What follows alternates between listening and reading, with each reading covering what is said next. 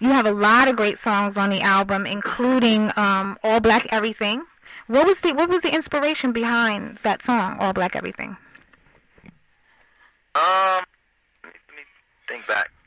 Yeah, because that song really sounded like, for me it was when I went back and listened to the album, I felt that it was lacking, something as far as like, I felt like songs like Words I Never Said was the teeth of the album, but I felt like I didn't have something that was conceptually deep, something that spoke to like, a traditional Lupe Fiasco fan, or even in myself in the vein of a song like Kick Push, or something that was just really conceptual and really kind of pushed you to think, in more of an artsy kind of creative way.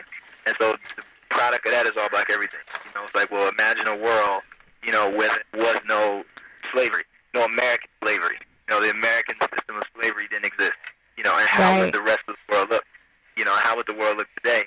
But if all the same people still existed, so there was still a Malcolm X, but then there wouldn't be a Malcolm X, because then he would still be Malcolm Little, because there would be no need for him to have, went into the Nation of Islam, because he wouldn't have went through the things that he went through, so he wouldn't have been in prison, So it's kind of that whimsical go back and, break down the history and see if you took that one piece out, how would the world look? Right. It's not to be perfect, it's not to be correct or historically correct and accurate, but it's just to make the statement of it. But at the end of the day, it's really about, All Black Everything is really about closing your eyes. It's not about black people, black power. That's a part of it, but it speaks to Latino power. It speaks to white power. It speaks to Indian power. It speaks to Arab power. It speaks to, everybody should, take pride in who they are and what they are. But at the same time, too, everybody should be able to close their eyes and get rid of all those kind of color barriers and all those nationality barriers and stuff like that as well. So that's why the last line in the actual record is, when the color lines come that we can't see between, we just close our eyes till it's all black everything. Right. Okay. Cool. That's like a just a sort of an imagine if it were this way. And but a beautiful anyway, one too. Yeah, in a beautiful way.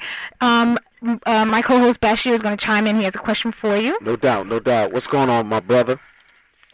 How you doing? Hey, man, doing great, brother. Before you had called in, we were jokingly talking about the earthquake and going back to 87 when the last time, 86, 87, last time we felt something like that. But during that time, in fact, I was talking to John about it. I said during that time, we had socially conscious hip-hop albums like It Takes a Nation of Millions to Hold Us Back, Public Enemy. Right. We had Karis One, Criminal Minded, and Edutainment, the whole 9 yards. You are somewhat like an enigma right now because you created a socially conscious album in today's rap game. Now my question is, why did you take a risk to produce an album? An album like that. Why did you do that? Well, I would go back and peel back a little bit of your motivation for the question. I actually think that you still have a certain level of consciousness out there. You just have to find it. You have to look for it. So to speak. But it's still there. I think even when you go back to '86 when hip hop was real, it was vague, and I would say vague in the sense of as far as how much attention it was getting nationally. How much attention it got like in the normal everyday kind of neighborhood. It was still something that you had to search for. Or something that was still kind of put like Rap Attack, I guess like the radio show Rap Attack, it only came on once a week, like an hour or something like that. Right. So that's the hip hop that you got, as opposed to it being everywhere, every day, 24/7, how it kind of is today. So I think you still have a heavy stream of consciousness in hip hop today, and it still exists.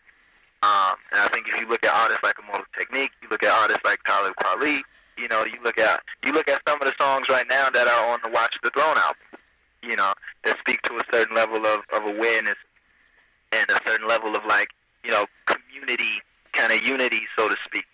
It's there. It's surrounded by a bunch of other stuff, right. But it's still there. And I think you have to give credit to that stuff as well, For me, I think there's certain songs on Lasers which don't speak to any of that. You got songs like I Don't Want to Get Right Now that don't speak to anything that you regard as being like, oh, that's conscious hip-hop. It's like, nah, it's just kind of like a club song, to have fun with on stage, specifically designed for that. So I think you have to kind of have that same kind of approach with everything else and really look for it. And then at the same time, too, to me, there's a separation. And I don't see it. I recognize that it's there, but I don't accept it. There's a separation between commercial hip-hop and the culture of hip-hop. You know, the culture of hip-hop is something that's still thriving. It's something that's very, very positive. You know, I think the amount of positivity that's in the culture of hip-hop outweighs the amount of negativity that's in the commercial side of hip-hop. Mm-hmm. You know, and the commercial side of hip-hop, worldwide, 24/7, you know, kind of a thing. So I think that it's still there. You know, I think I'm just a piece of it. Okay. You know, I think an album that trumped my album as far as positive message was and it was a hip hop album, was the Damian Marley Nas album. Every song on there was straight focused to the point. You know, stand up for yourself. You know, unity, community action. You know, speaking on history, speaking on all these different kind of things, speaking on the industry. You know, and I think that album was way more powerful than my album as far as the content of it. You know, okay. So it's a real slippery slope. You know, but I don't see myself in that light. You know, I see me as just one of the people in light of the whole. Okay. Right. Now, you know, you also make some very profound political statements in the song Words I Never Said, right? And that kind of alludes to a question that Bashir wanted to ask as well, which is, you can go into it, Bashir. Okay, cool. Brother Lupe, my question is, do you believe that it's necessary for African Americans and the hip-hop generation to participate in electoral politics? Voting and such? I think voting is a very personal thing. You know, I don't think it's a professional thing. You know, and I don't think it's something that needs to be coddled to. You know, I think it's objective. You know, I don't necessarily think it's objective. I don't think that you have to vote to exist, because that's not true, as we can see. Because I'm existing and I've never voted. You know, I think it's something that's just people give a certain level of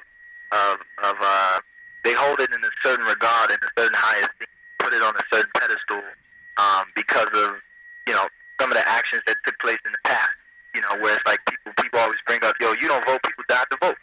You know, and I respond to them in the light of where I say, well, I think if those people who died to vote were alive today, and that if they looked at the politicians that they had to choose to vote for, they probably won't vote either.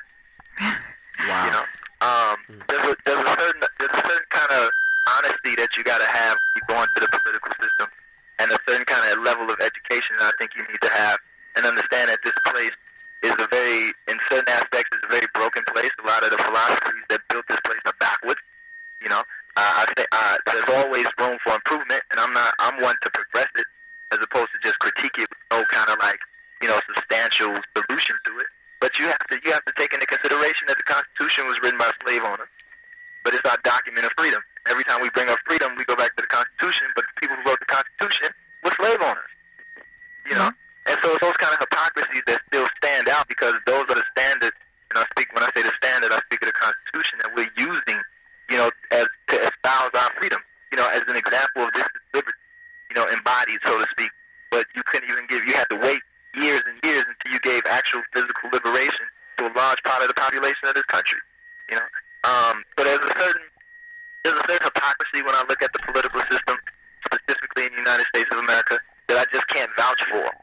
You know, then at the same time too, I think their actions. Some people vote, but they don't act. You know, voting is like one small piece of the puzzle. Like, you actually have to go out there and do it. You know, you have to enforce, you know, the things that congressman or that alderman or that president said that they were going to do, you know, that got you to vote in the first place. You're supposed to follow through with that and make sure that they actually do it, because it's really you. You know, these people are representatives of you. You know, so if you vote for them and you put them in office, then you need to stand by them and make sure that things that they said that they were going to do, that they do. And if they don't do it, then you need to be putting yourself in a position so that you can do it. You know, I think there's a certain laziness in this country, you know, that people just like to say, hey, I'm going to vote and that's it. You know, and I think there's some of the most powerful people, you know, in my eyes, my definition of power, right? Not this, you know, Western definition of power we always related to somebody else. I think some of the most powerful people are the most basic people. You the most normal people go out there and help an old lady across the street.